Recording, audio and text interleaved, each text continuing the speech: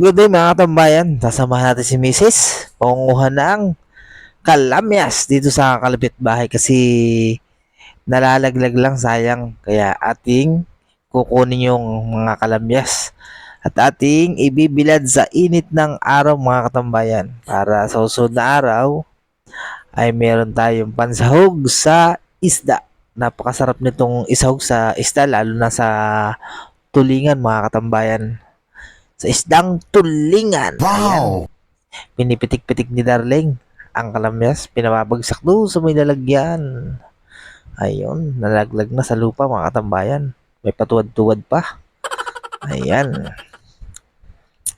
Ayan. Nakakuha na si Mrs. Ayan na po at ginagayat na ang kalamyas. Isa-isa niya pong ginagayat ang kalamyas. Ayan. At ating pitong ibibilad sa init ng araw. Yan, ngayon po ay araw ng Sabado. Sabado de Gloria. Shout out nga po pala ho sa mga magpapatuli dyan. Hoy! Napakala nyo! Bayabas at tilang puti. Para pagkatapos ng tulian ay meron kayong ilalagay sa inyong manoy. Shout out sa mga batang magpapatuli kahit sa may edad na. Ayan. Sabado de Gloria mga katambayan. Puno ang mga beach dito sa aming lugar.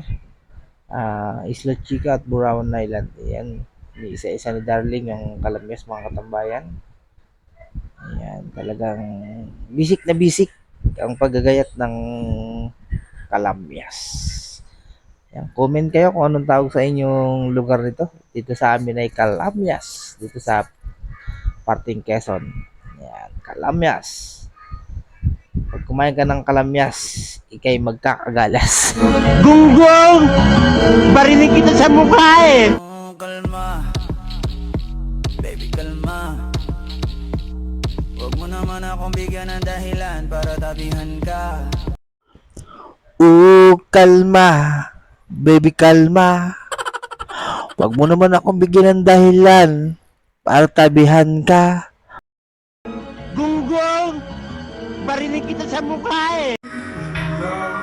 Ikaw ang